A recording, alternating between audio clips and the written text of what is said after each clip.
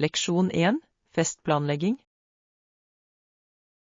Det er en god idé for et tema. Kanskje et meksikansk tema ville være perfekt. Absolutt. De livlige fargene og den livlige musikken ville skape en slik festlig atmosfære. Ja, og vi kan inkludere tradisjonell mat som taco og nachos i menyen. Definitivt. Mat spiller en stor rolle i å sette stemningen for enhver sammenkomst. La oss nå tenke på antall gjester vi ønsker å invitere. Det vil hjelpe oss å planlegge bedre. Det er smart. Å kjenne til gjestelisten vil informere om våre catering- og dekorasjonsvalg. Nøyaktig. Vi ønsker å skape en hyggelig opplevelse for alle som deltar. Ja, og å involvere spill eller aktiviteter kan gjøre festen enda morsommere. Jeg elsker den ideen. La oss brainstorme noen aktiviteter som passer til temaet. Leksjon 2. Eventyr venter. Denne turen kommer til å bli et eventyr. Jeg kan fortelle at det kommer til å være fullt av overraskelser. Jeg er helt enig. Å reise er alltid full av uventede øyeblikk og opplevelser. Ja, hver reise bringer sine egne utfordringer og gleder. Nøyaktig. Det er de små overraskelsene som ofte blir de beste historiene å fortelle senere. Jeg gleder meg veldig til å se nye steder og møte nye mennesker. Jeg også. Hver destinasjon tilbyr sin egen unike kultur og perspektiv. Jeg kan ikke vente med å fordype meg i disse opplevelsene og skape varige minner. La oss omfavne hvert øyeblikk og få mest mulig ut av dette eventyret sammen. Absolutt. Her er for å utforske verden og alle dens underverker. Leksjon 3. Bokhandleroppdagelser. Jeg finner ofte et godt utvalg av bokhandler rundt i byen. De har virkelig sin egen sjarm. Absolutt. Det er noe spesielt med å bla gjennom hyller fylt med historier som venter på å bli oppdaget. Ja, og noen ganger utforsker jeg også nettbokhandler etter titler som kanskje ikke er tilgjengelige lokalt. Det er en smart tilnærming. Alternativer på nettet kan tilby et bredere utvalg, spesielt for nisjesjangere. Nøyaktig.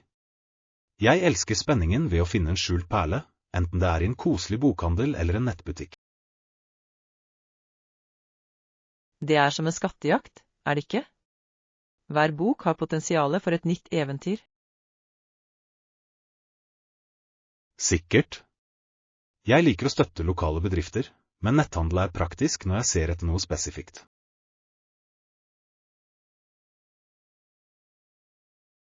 Ja, og det er flott at vi har så mange alternativer tilgjengelig for oss i denne digitale tidsalderen.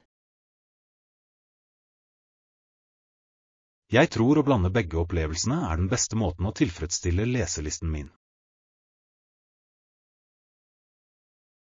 Leksjon 4. Lytte til andre.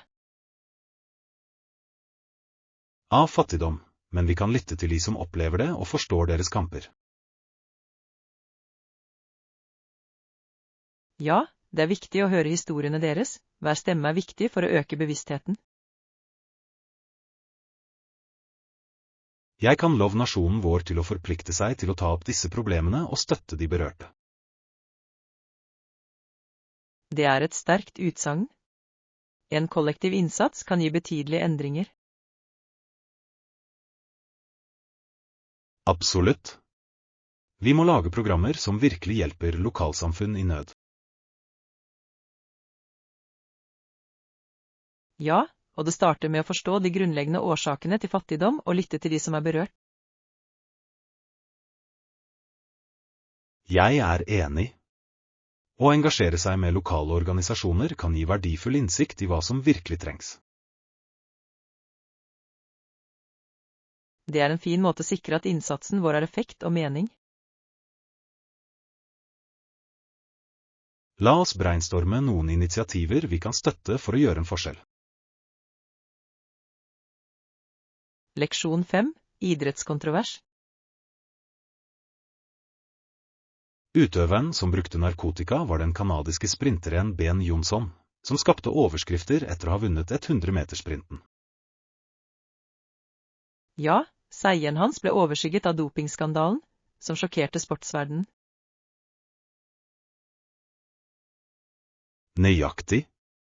Det reiste alvorlige spørsmål om integritet og rettferdighet i friidrett.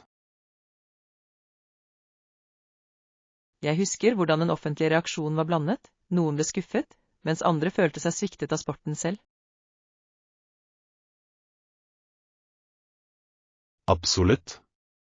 Det er en påminnelse om hvor viktig det er for idrettsutøvere å opprettholde idrettens verdier. Ja, og det utløste diskusjoner om presset idrettsutøvere møter for å prestere på så høye nivåer. Jeg tror det også førte til strengere reguleringer og testing i profesjonell idrett. Definitivt. Hendelsen hadde en varig innvirkning på hvordan doping blir sett på og forvaltet i friidrett. Det er en kompleks sak, og jeg håper fremtidige generasjoner lærer av disse feilene. Leksjon 6. Koselig italiensk sted. Å ja, det gjør jeg. Har du prøvd det koselige italienske stedet på Elm Street? Jeg har hørt gode ting om det. Deres pasta er ment for å være fantastisk. Det er det virkelig. Atmosfæren er varm og innbydende, noe som gjør den perfekt for en avslappet middag. Det høres deilig ut. Jeg setter pris på en restaurant som skaper en behagelig matopplevelse. Absolutt. I tillegg er personalet alltid vennlig, noe som bidrar til den generelle nytelsen. Det er et stort pluss. God service kan virkelig forbedre et måltid. Ja, og de har noen deilige desserter som har vært å spare plass til. Jeg kan allerede forestille meg smaken. Vi burde planlegge et besøk sammen en gang. Definitivt. Jeg vil gjerne dele den opplevelsen med deg. Det er en perle i nabolaget. Leksjon 7. Poetisk inspirasjon. Min favorittdikter var Aeschylus. Han skrev om temaer som resonerer dypt med den menneskelige opplevelsen. Det er fascinerende. Hans evne til å fange dype følelser i arbeidet hans er virkelig bemerkelsesverdig. Ja, han utforsket smerte og lidelse på en måte som føles både tidløs og relevant. Jeg setter pris på poesi som kan vekke så sterke følelser. Det kobler oss til våre egne kamper. Nøyaktig. Aeschylus skrev i Vår søvn smerte som ikke kan glemmes, og det er kraftig. Det er utrolig hvordan kunst kan reflektere våre indre kamper og hjelpe oss å behandle dem. Jeg tror poesi har en unik måte å gi stemme til våre uuttalte tanker og følelser. Absolutt. Det er en vakker uttrykksform som kan appellere til så mange. La oss lese noe av arbeidet hans sammen. Jeg vil gjerne høre dine tanker om det. Leksjon 8. Familiebånd. Foreldre til 4 vakre og sunne døtre, Olga, Tatiana, Marie og… Det er en ganske herlig familie. Det må være gøy å ha så mange søsken. Ja, hver datter bringer sin egen unike personlighet til familiedynamikken. Jeg kan tenke meg. Å vokse opp med søsken kan skape noen fantastiske minner. Absolutt. De støtter hverandre i tykt og tynt, noe som styrker båndet deres. Det er så viktig. Familien kan være kilde til kjærlighet og oppmuntring gjennom hele livet. Ja. Jeg beundrer hvordan de navigerer i utfordringer sammen og feirer hverandres suksesser. Det er en vakker ting å være vitne til. Forbindelsen deres må være utrolig sterk. Jeg håper å skape en lignende atmosfære av kjærlighet og støtte i min egen familie en dag. Leksjon 9. Historisk kontekst. På en gang bodde det ikke en eneste europeer noe sted på kontinentet. Det er vanskelig å tro. Ja, og høsten 1786 ankom en flåte av engelske nybyggere, som markerte et betydelig øyeblikk i historien. Absolutt. Deres ankomst endret landskapet og dynamikken i regionen dramatisk. Det er fascinerende hvordan slike hendelser former fremtiden og påvirker kulturen. Ja, og samspillet mellom nybyggere og urfolk er en avgjørende del av den historien. Jeg er enig. Å forstå denne historien hjelper oss å sette pris på kompleksiteten i vår verden i dag. Det er viktig å lære av fortiden for å skape en bedre fremtid for alle. Definitivt. La oss dykke dypere inn i denne historien og diskutere implikasjonene videre. Det vil jeg gjerne. Å utforske røttene våre kan være utrolig opplysende. Leksjon 10. T-baneveiledning. Unnskyld meg, vet du hvordan du kommer deg til nærmeste T-banestasjon? Ja. Det er bare et par kvartaler unna. Du vil gå nedover denne gaten. Det er flott å høre. Er det noen spesifikke landemerker jeg bør se etter? Ja, når du har passert kaffebaren, ta til venstre ved trafikklysene, så ser du det der.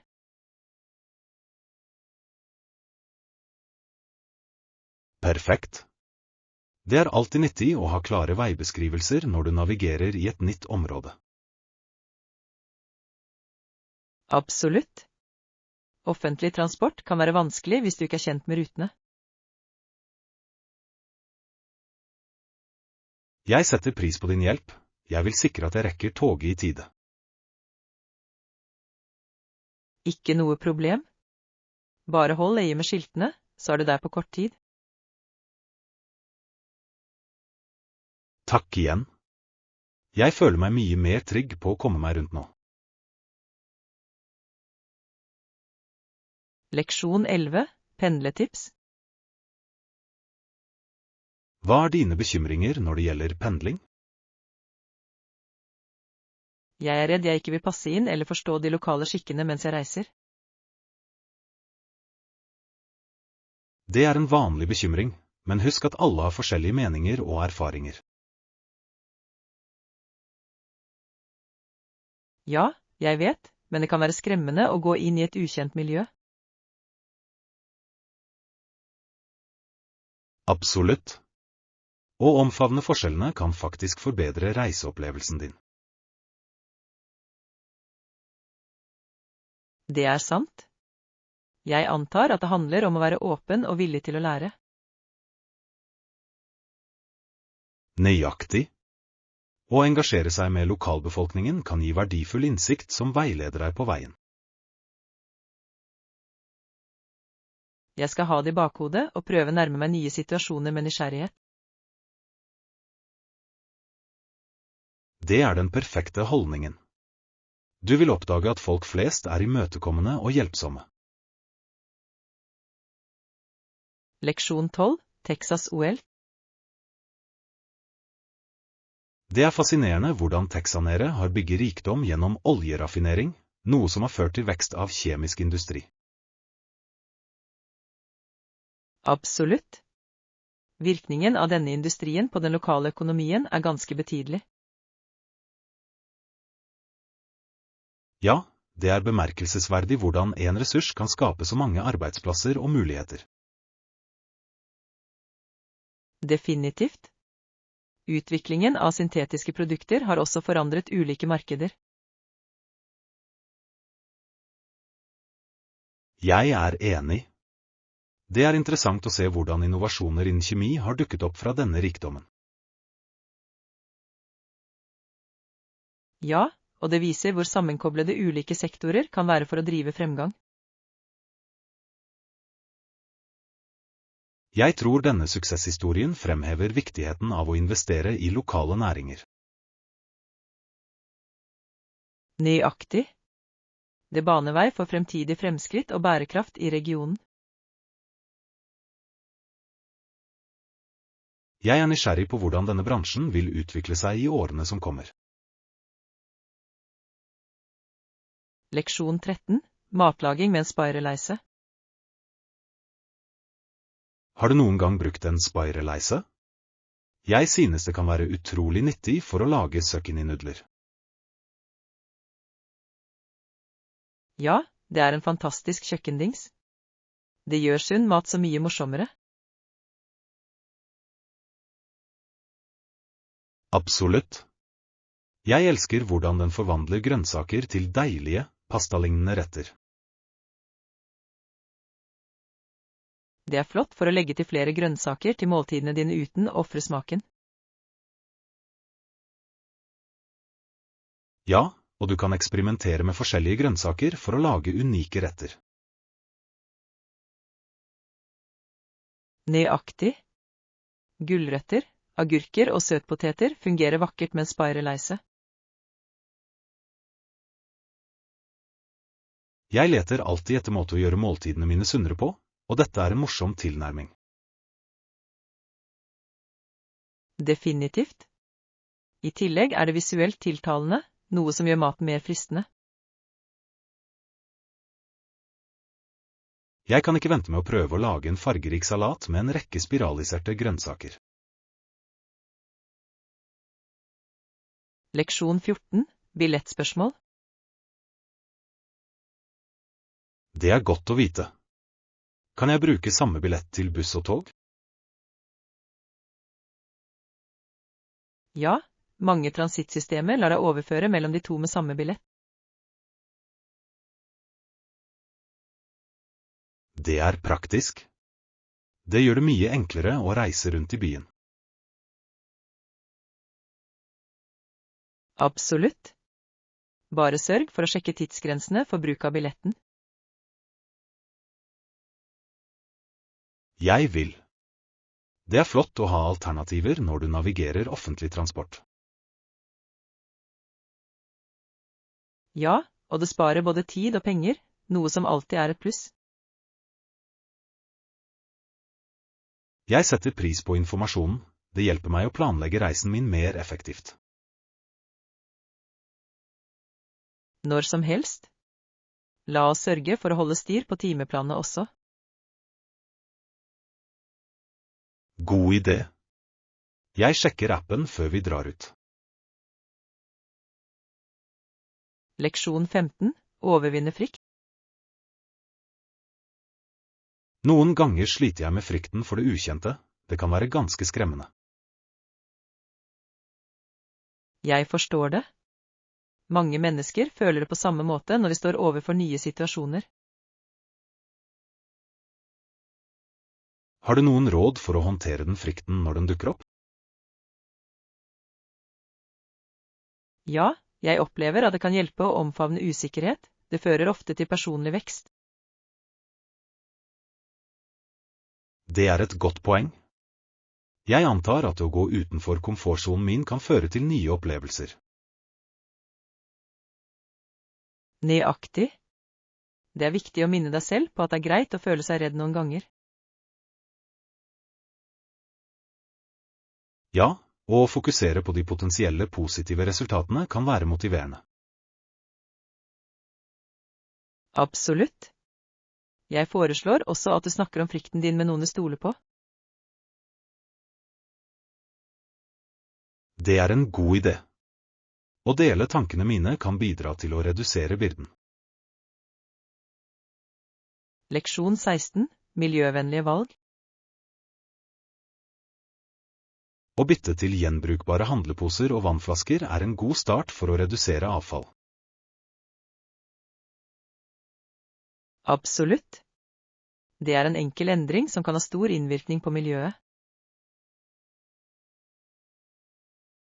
Ja, og det oppmuntrer andre til å tenke på forbruksvanene deres også. Det gjør det virkelig. Små handlinger kan inspirere til en større bevegelse mot bærekraft. Jeg er enig. I tillegg sparer gjenbrukbare gjenstander ofte penger i det lange løp. Det er sant. Det er både miljøvennlig og kostnadseffektiv tilnærming til dagliglivet. Jeg føler meg motivert til å ta mer bærekraftige valg i hverdagen min. Det er fantastisk. Hver lille innsats teller for å beskytte planeten vår. La oss holde hverandre ansvarlige når vi gjør disse endringene sammen. Leksjon 17. Bankbokser. Perfekt. Kan jeg oppbevare verdifulle gjenstander i safen? Ja, det er akkurat det de er designet for. Det er en sikker måte å beskytte verdisakene dine på. Det er betryggende. Jeg ville føle meg mye tryggere å vite at de viktige dokumentene mine er sikre. Absolutt. Det er et flott alternativ for ting som smykker, pass og juridiske dokumenter. Jeg er enig. I tillegg holder det dem unna potensielt tyveri eller skade hjemme. Nøyaktig. Bare sørg for å holde oversikt over hva du lagrer der inne. God idé. Jeg skal lage en liste for å sikre at jeg husker alt jeg har plassert inni. Det er smart. Det vil gjøre det enklere å få tilgang til varene dine ved behov. Jeg er glad vi diskuterte dette. Det er viktig å sikre viktige eiendeler. Leksjon 18. Juridiske spørsmål. Flommen anla søksmål ved amerikanske domstoler i henhold til Sherman Antitrust ACT, som gjør det ulovlig for enhver virksomhet å. Ja, denne handlingen er viktig for å regulere monopolistisk praksis og sikre rettferdig konkurranse. Absolutt. Det er viktig for å opprettholde en sunn økonomi og beskytte forbrukernes rettigheter. Jeg er enig. Å forstå disse lovene er avgjørende for både bedrifter og forbrukere.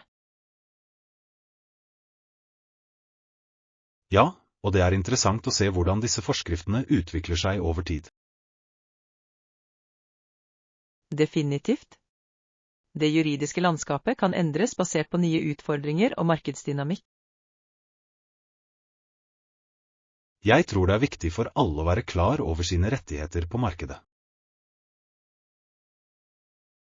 Absolutt.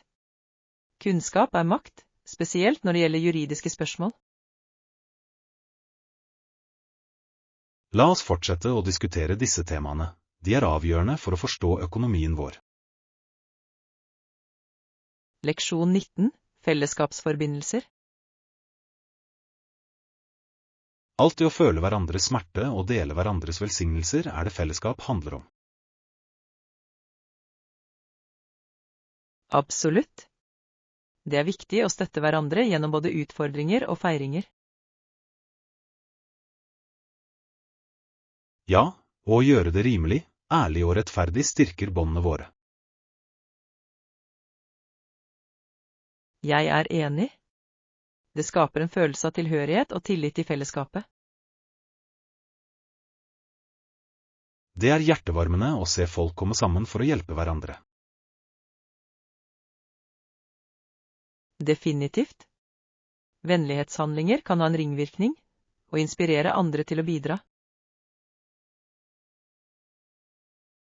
Jeg tror at å fremme disse forbindelsene er avgjørende for et blomstrende samfunn. Ja. La oss finne måter å engasjere oss mer i samfunnet vårt på å ha en positiv innvirkning. Jeg er med. Sammen kan vi skape et mer medfølende miljø. Leksjon 20. Sunne valg. Frosne bær er et flott tillegg til frokostsmoothies. De tilfører både smak og næring. Ja, de er deilige og fulle av vitaminer, noe som gjør dem til et perfekt valg. Er det noen must-ha-pantry-stifter du synes jeg bør ha for sunne måltider? Absolutt. Jeg anbefaler å ha fullkorn som quinoa og brun ris for hånden. Det høres bra ut. De er allsidige og kan brukes i mange forskjellige retter. Ja, og ikke glem bønner, de er fantastiske for protein og fiber. Flott poeng. Jeg elsker hvor enkle de er å inkorporere i salater og supper. Nøyaktig. Det handler om å holde et velfylt pantry for å gjøre sin matlaging praktisk. Jeg vil definitivt ta imot rådene dine og fylle på med disse essensielle. Leksjon 21. Innkjøp av dagligvarer. Ikke noe problem. Er det noe annet på listen din for å handle mat? Ja, jeg trenger litt kylling til middag. Det er en stift i min måltidsforberedelse. Det høres deilig ut. Kylling er så allsidig og kan brukes i så mange retter.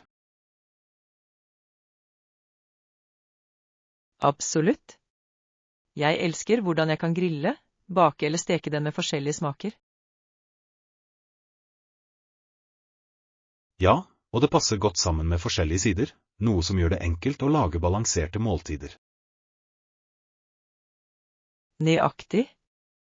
Jeg tenker å lage en sitronurtekylling i kveld. Det er en av mine favoritter. Det høres fantastisk ut. Friske urter kan virkelig heve smaken til enhver rett. Ja. Jeg tar noen mens vi er i butikken for å forbedre oppskriften. Flott idé. La oss gjøre denne shoppingturen hyggelig og produktiv.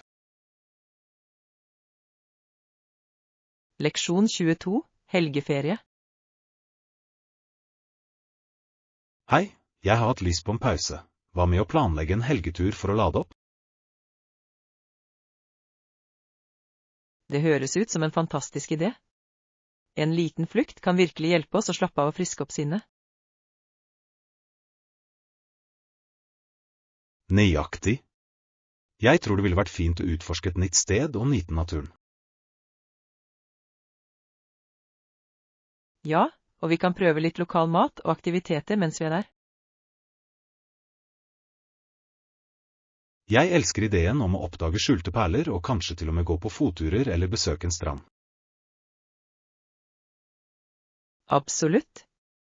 Naturen har en måte å forringe humøret vårt på, spesielt etter en travel uke. La oss vurdere noen steder. Jeg har hørt at fjellene er vakre på denne tiden av året. Det ville vært perfekt. Frisk luft og fantastisk utsikt er akkurat det vi trenger. Jeg skal se opp noen alternativer, og vi kan snart ferdigstille planene våre. Leksjon 23. Kvitteringsforespørsel. Jeg er ferdig med kjøpet mitt. Kan jeg få en kvittering, takk? Sikkert. Her er kvitteringen din, det er alltid godt å ta vare på det. Takk. Jeg liker å ha det i tilfelle jeg trenger å returnere noe senere. Det er et smart trekk. Det er alltid bedre å være forberedt, spesielt med kvitteringer. Nøyaktig. Jeg har lært leksen min etter å ha glemt å be om en før. Det kan være vanskelig å ordne opp uten skikkelig dokumentasjon.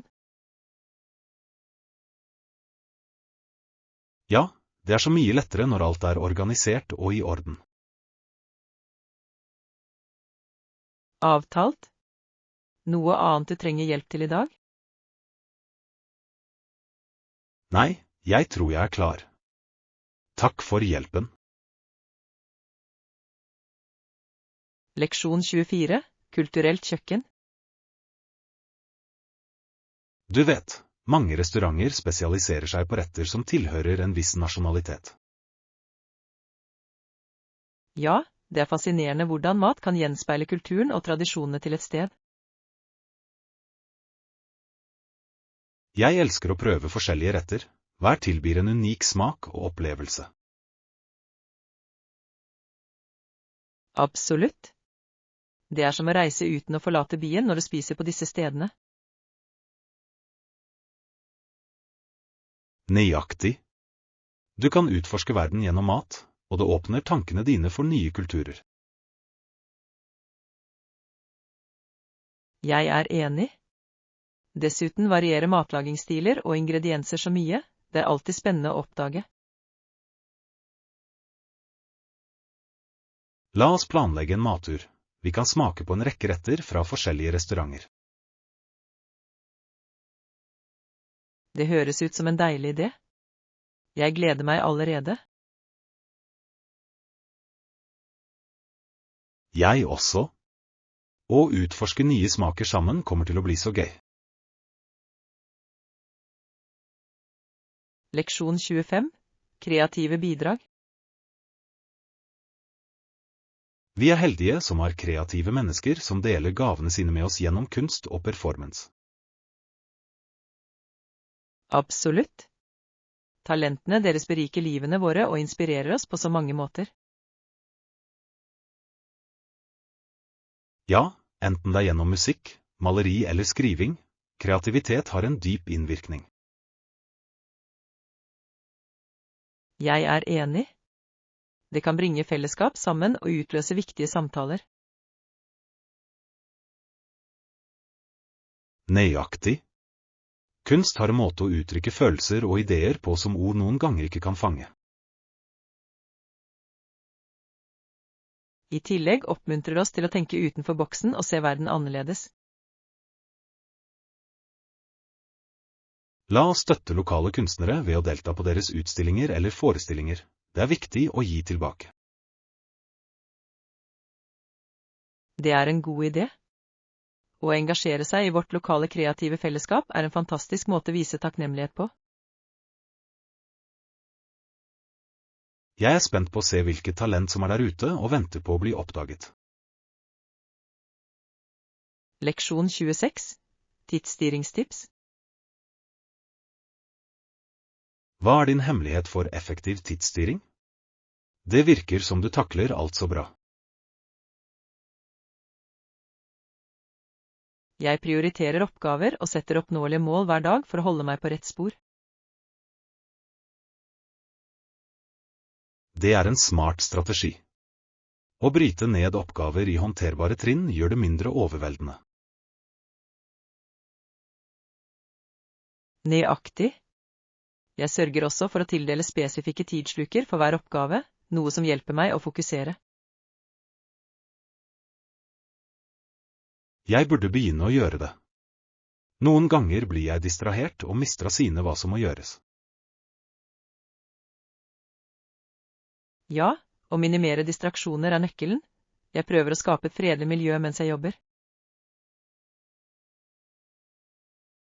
Det er et godt poeng. Jeg vil finne en rolig plass for å øke produktiviteten min. Og ikke glem å ta pauser, de er avgjørende for å opprettholde energi og fokus. Jeg vil definitivt innlemme det. Takk for nyttige tips. Leksjon 27. Analysere konkurranse. Vi bør analysere faktorene bak, spesielt når det gjelder markedskonkurranse. Enig. Konkurranse kan spille en rolle i å forme trender og forbrukervalg. Ja, å forstå denne dynamikken kan hjelpe oss med å ta informerte beslutninger fremover. Absolutt. Det er viktig å vite hva andre gjør for å holde seg relevante og innovative. Jeg tror å undersøke konkurrenter kan gi verdifull innsikt i deres strategier.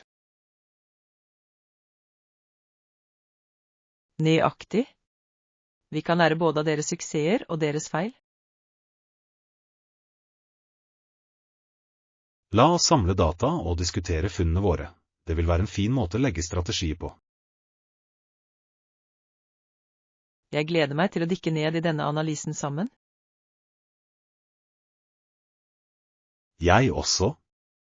Det er alltid spennende å utforske nye muligheter for vekst. Leksjon 28. Reis nedover elven. Reisen høyt opp i elva var intens. Det føltes som et sant eventyr. Jeg kan bare forestille meg. Hans eneste flukt var nedover Colorado River i en liten båt. Ja, det var en skremmende tur, med strømmen som var så sterk og uforutsigbar. Det høres ut som en utfordrende opplevelse. Jeg kan ikke tro at jeg klarte å navigere gjennom det. Det krevde mye tapperhet og dyktighet for å håndtere slike forhold, spesielt alene. Absolutt. Det er inspirerende å tenke på hvordan besluttsomhet kan få noen til å overvinne hindringer. Ja, og skjønnheten i landskapet må ha vært både betagende og skremmende. Jeg beundrer de som tar slike utfordringer. Det viser virkelig deres eventyrlyst. La oss huske å sette pris på motet som kreves for å begi oss ut i det ukjente. Leksjon 29. Internasjonal bevegelse. Temaet internasjonal immigrasjon og bevegelse av idrettsutøvere er stadig mer aktuelt i dag. Ja, det fremhever hvor sammenkoblet verden vår har blitt, spesielt innen sport og kultur. Absolutt. Profesjonelle og eliteidrettsutøvere reiser ofte over landegrensene for å konkurrere og vise frem talentene sine. Det er fascinerende å se hvordan disse utøverne tilpasser seg ulike miljøer og kulturer. Ja, deres erfaringer kan berike ikke bare deres personlige liv, men også fellesskapene de slutter seg til. Jeg er enig. Det fremmer en følelse av global enhet og forståelse gjennom delte lidenskaper. La oss utforske hvordan disse bevegelsene påvirker sportsindustrien og idrettsutøverne selv. Det høres ut som en flott plan. Å forstå denne dynamikken kan gi verdifull innsikt. Jeg er spent på å diskutere implikasjonene av dette temaet og lære mer sammen.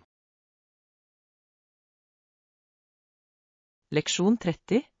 Foreldreveiledning. De argumenterer også for at foreldre er i stand til å forhindre at barna deres ser på voldelig TV. Ja, foreldreveiledning er avgjørende for å forme hva barn utsettes for i ung alder. Absolutt. Det er viktig for foreldre å sette grenser og diskutere innhold med barna sine. Jeg er enig. Å forstå medienes innvirkning på barns atferd er avgjørende for deres utvikling. Ja, Og oppmuntre til kritisk tenkning om hva de ser på kan føre til sunnere valg. Nøyaktig. Det handler om å fremme åpen kommunikasjon mellom foreldre og barn. Jeg håper flere familier engasjerer seg i disse diskusjonene for å skape et positivt mediemiljø.